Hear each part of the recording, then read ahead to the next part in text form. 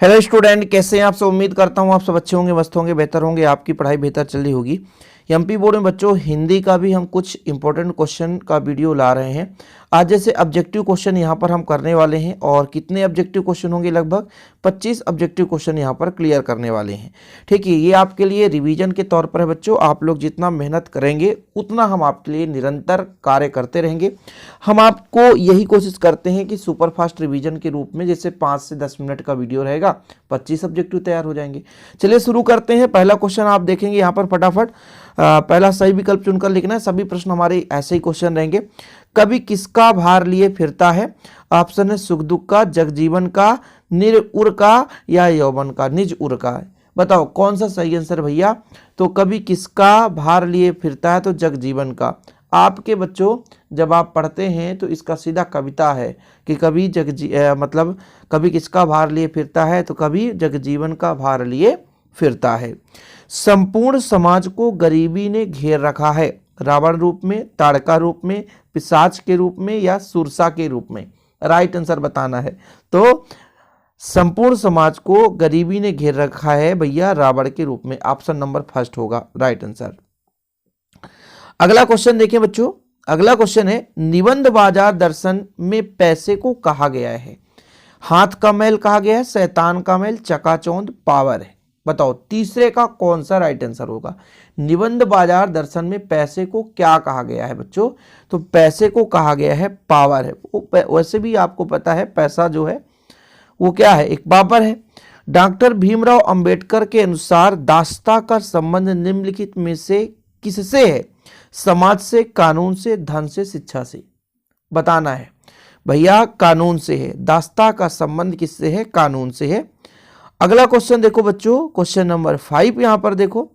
इसका अतीत में दबे पांव रचना किस रूप से लिखी गई है? जीवनी और संस्मरण, आत्मकथा और डायरी, संस्मरण और रेखाचित्र, यात्रा वृतांत और रेखाचित्र। Question number 5। चलो तो इसका आंसर है यात्रा वृतांत और रेखाचित्र के रूप में। रेडियो नाटकों में संबंधित निम्नलिखित में से क्या महत्वपूर्ण है? संवाद, ध्वनि प्रभाव, मंच सज्जा या कि मान लीजिए ए और बी दोनों। बताना है।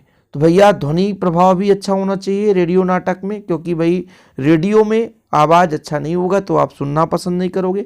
साथ में संवाद भी अच्छा होना चाहिए। अब रेडियो में मंच की तो जरूरत ही नहीं होती है। चलिए इसी क्रम में आगे देखते हैं प्रश्न। हरिवंश राय बच्चन के साहित्य में कविता का विशेष गुण पाया जाता है, जिसमें से पहला ऑप्शन है व्यंग्यात्मक, दूसरा ओज, फिर बच्चों आपका तीसरा ऑप्शन है सहजता और संवेदनशीलता, सकारात्मकता। बताओ तो हरिवंश राय बच्चन के साहित्य में कविता का विशेष गुण है बच्चों ऑप्शन नंबर सी। कौन सा राइट आंसर हो जाएगा? ऑप्शन नंबर सी।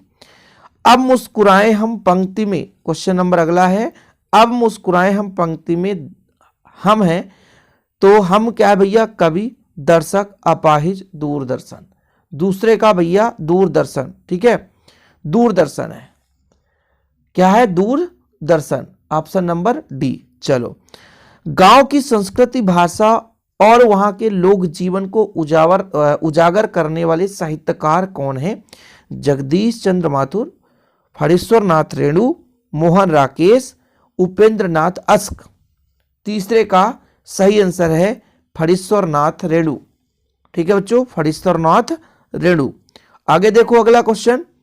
बाजार दर्शन के जादू की ओर सबसे ज्यादा आकर्षित करने वाली इंद्रिय है आंख, कान, नाक, जीभ। बताओ तो सबसे ज्यादा बाजार को कौन देखेगा भैया? आंख ही देख सकता है, नाक कान कैसे अनुभव करेगा? सिंधु सभ्यता की प्रमुख विशेषता है सौंदर्य बोध, संस्कृति बोध, सभ्यता बोध, नगर बोध। पांचवें का देखो भाई साहब, इसका है सौंदर्य बोध। Option number A. ठीक। कहानी का पहला तत्व किसे माना जाता है? कथानक, चरित्र चित्रण, कथोपकथन, भाषा शैली। भाई कथानक को ही किसी का भी पहला तत्व माना जाएगा। अगले क्रम में चलते हैं बच्चों। अगला क्वेश्चन देखेंगे आप। हरिवंश राय बच्चन की प्रमुख रचना है, बताओ। निशा निमंत्रण, कामायनी, लोकायतन, प्रिय प्रिवास। बताओ पहला क्वेश्चन है हरिवंश राय बच्चन की प्रमुख रचना कौन सी है बच्चों? बताइए। निशा निमंत्रण, कामायनी, लोकायतन। तो भैया इसका प्रमुख है निशा निमंत्रण। अगला क्वेश्चन है, कवि कुंवर नारायण के शरारती बच्चे के समान खेल रही थी। इसका राइट आंसर बताओ। हंसी, बात, भाषा, चूड़ी। दूसरे का भैया, कवि कुंवर नारायण की शरारती बच्चे के समान खेल रही थी। बताओ खेल रही थी क्या? भाषा से, हंसी, चूड़ी, बात।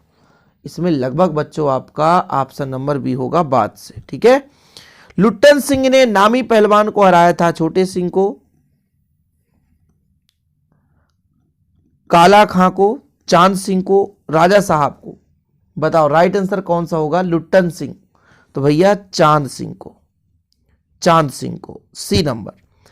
आगे देखो क्वेश्चन, जेठ मास का तपन और भादो मास के उमस में कालजयी अवधूत के समान किस फूल का पेड़ खिलता है? शिरीष, अशोक, पलाश, अरिष्ट। भैया शिरीष का ही फूल खिलता है। जूझ उपन्यास मूलतः किस भाषा में लिखा गया है? जूझ उपन्यास किस भाषा में लिखा गया है बच्चों? तो ऑप्शन सी, मराठी। किसमें लिखा गया है? मराठी में। निम्न में से किसका संबंध कविता से नहीं है? शब्द, भाषा, छंद, वाद्य यंत्र। बताओ कितना बढ़िया है। वाद्य यंत्र का संबंध कविता से नहीं होगा। चलिए आगे देखो, क्वेश्चन है बच्चों, उषा का जादू टूटने का कारण है? सूर्योदय, सूर्यास्त, मंद मंद हवा, ओस। उषा का जादू टूटने का कारण है, बताओ जरा। 4 ऑप्शन में राइट आंसर बताना भैया। तो सूर्योदय है ऑप्शन नंबर फर्स्ट। सांसों के 2 तार प्रतीक हैं, जीवन, जिज्ञासा, उपेक्षा, अपेक्षा।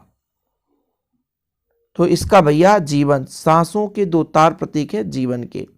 भक्तिन सेवक धर्म में किससे स्पर्धा करने वाली है? सबरी, हनुमान, सुग्रीव, लक्ष्मण। भक्तिन से भाई बताओ कौन सा सही है? तो हनुमान से उपेक्षा करने, स्पर्धा करने वाली है।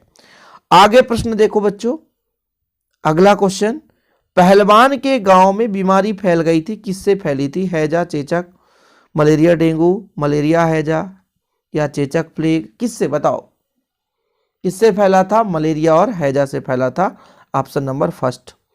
जूझ पाठ के लेखक हैं, बताओ भाई जूझ पाठ के लेखक कौन है? आनंद यादव, मनोहर, श्याम जोशी, ओम थानवी, विष्णु खरे।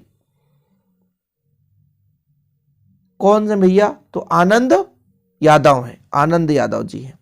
टीवी पर प्रसारित खबरों में सबसे महत्वपूर्ण है विजुअल, नेट, बाइट, उपरोक्त सभी। तो भाई लगभग सभी होंगे तभी ये काम हो सकता है। इस प्रकार से लगभग 24 प्रश्न आज आपके कंप्लीट हो गए हिंदी के। और ऐसे ही आप लोगों का यदि आगे भी डिमांड रहेगा कि सर हिंदी के और वीडियो लाइए, इसका एक अलग से प्लेलिस्ट है बच्चों, जो कि आपको मोस्ट इंपोर्टेंट क्वेश्चन का प्लेलिस्ट है, देख लेना चाहिए। ओके, जय हिंद, वंदे मातरम।